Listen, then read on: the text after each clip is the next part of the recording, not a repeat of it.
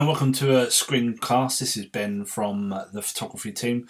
Just going to run you through just how we edit our photographs, just to give you an insight into that, and also a couple of new tools that are on Photoshop Lightroom 6. This is a photo I took at a recent wedding, which has been edited. So I'm going to press reset and show you how I got there. So as you can see, it has been cropped in, a lot of the colours have been brought out, and we've given it a slight muted edit as well, which is quite popular at the moment. This is the history over here, and it can sort of run through it with you as well. This is synchronising all the settings and things like that, and a preset that I've made, which is a sort of new style of a more natural and muted. All the exposure that's going up, all the white balances, the vibrance, shadows, temperature of the white balance, and how we've cropped it in, done a few different crops to get it just right. The graduation filter, which is then put down the sky, and then we've added a load of brush strokes in to get rid of the changes that would have happened on a graduated filter into the tree line. So all of this has basically ended up with what we've got. So if I click them as we go, so this is the preset. That's just giving it that slight muted look, has warmed it up a bit, putting the white balance back. It was a bit too heavy. The exposure brought up. You can see all the changes happening over here.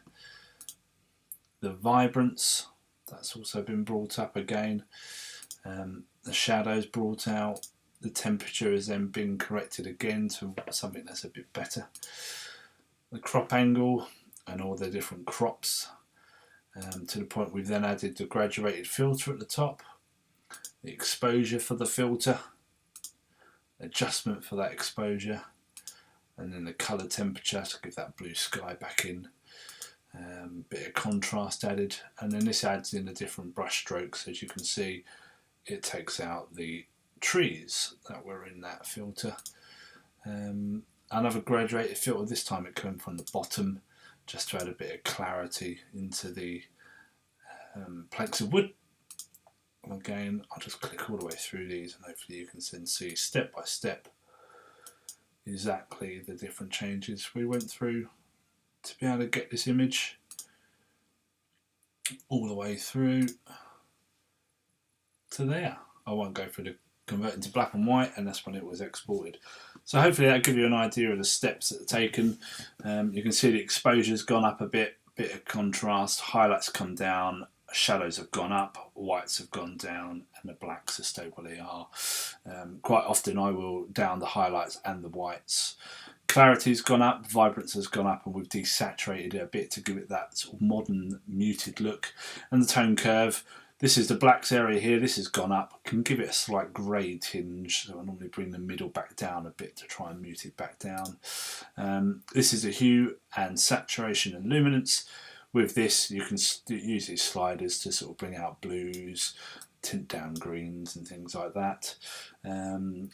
Detail, we've added a bit of sharpening and a bit of noise reduction into that. Lens corrections have all been put on, and there's been no defringing done. Effects, there is no effects added. A bar, we've done a little bit of a vignette just to darken those edges, bring your eye a bit forward to the middle. We could have done this new dehaze tool here, which as you can see can do some nice dramatic effects, especially with the sky we're finding. And the camera calibration we've put to camera faithful. We use Canon, and that's gone through to there. So that is it. That's what we would do. That gets exported out. This was actually edited prior to Lightroom 6, so hence that dehaze effect hasn't been put in there. If you want to see any more tutorials and any more information, pop along to thephotographyteam.com for more videos and some step-by-step guides on there. Thank you.